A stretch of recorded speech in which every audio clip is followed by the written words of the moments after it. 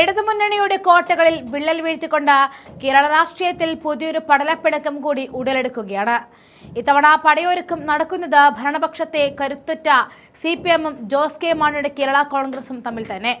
മാണി ഗ്രൂപ്പിനെ നെഞ്ചോട് ചേർത്ത് പിടിച്ച പിണറായി വിജയൻ ഇപ്പോൾ അവയെ കൈവിടുന്ന കാഴ്ചയാണ് രാഷ്ട്രീയ കേരളം കാണുന്നത്.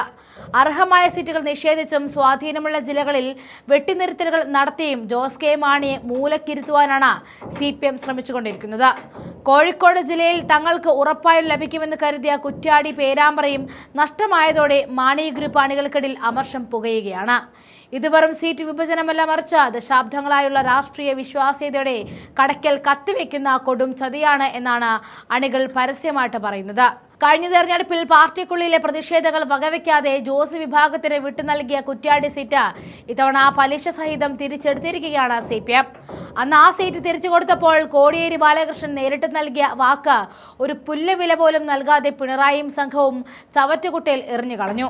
കുറ്റ്യാടിയില്ലെങ്കിൽ പേരാമ്പ്ര എന്ന മാണി ഗ്രൂപ്പിന്റെ വിട്ടുവീഴ്ച നിലപാടിനെയും CPM പുച്ഛിച്ചു തള്ളി. അവിടെയും സ്വന്തം സ്ഥാനാർത്ഥിയെ പ്രതിഷ്ഠിച്ച ജോസ് കെ മാണിയെ രാഷ്ട്രീയമായിട്ട് നിസ്സഹായനാക്കിയിരിക്കുകയാണ് പിണറായി വിജയൻ. ഈ അവഗണന ജോസ് കെ മാണിക്ക് നൽകുന്ന സന്ദേശം വ്യക്തവും കൃത്യവുമാണ്. മുന്നണിയിൽ നിങ്ങൾക്ക് ഇനി ഒരു സ്ഥാനമില്ല എന്ന് തന്നെ. തങ്ങളെ വെറും ഒരു വോട്ട് ബാങ്കായി മാത്രം കണ്ട് ഉപയോഗിച്ച ശേഷം വലിച്ചെറിയുന്ന ഈ നയത്തോട് പൊരുത്തപ്പെടാൻ ജോസ് കെ വിഭാഗത്തിനും കഴിയില്ല.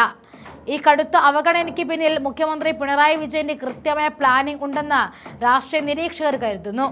മുന്നണിയിലെ രണ്ടാമത്തെ കക്ഷിയായ മാണി ഗ്രൂപ്പ് വളരുന്നത് തടയുവാനും അവരെ തങ്ങളുടെ കാൽക്കീഴിൽ നിർത്തുവാനുമുള്ള ഗൂഢനീക്കമാണ് ഇതിലൂടെ പുറത്തു വരുന്നത്.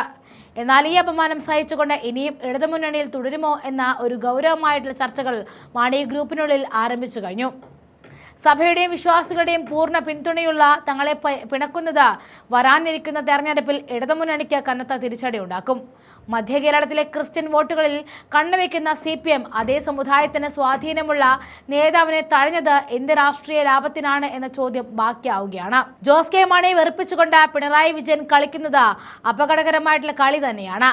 UDF പാളയത്തിൽ നിന്നും ക്ഷണങ്ങൾ വന്നുകൊണ്ടിരിക്കവേ CPM കാണിക്കുന്ന ഈ വിശ്വാസവഞ്ചന മാണി ഗ്രൂപ്പിനെ പഴയ തട്ടകത്തിലേക്ക് തിരിച്ചു പോകാൻ പ്രേരിപ്പിച്ചേക്കാം. തന്റെ രാഷ്ട്രീയ ഭാവി അപകടത്തിലാക്കുന്ന ഇത്തരം നീക്കങ്ങളോട് ജോസ് കെ മാണി എങ്ങനെ പ്രതികരിക്കും എന്നതിനെ ആശ്രയിച്ചിരിക്കും കേരള രാഷ്ട്രീയത്തിന്റെ അടുത്ത ഗതി.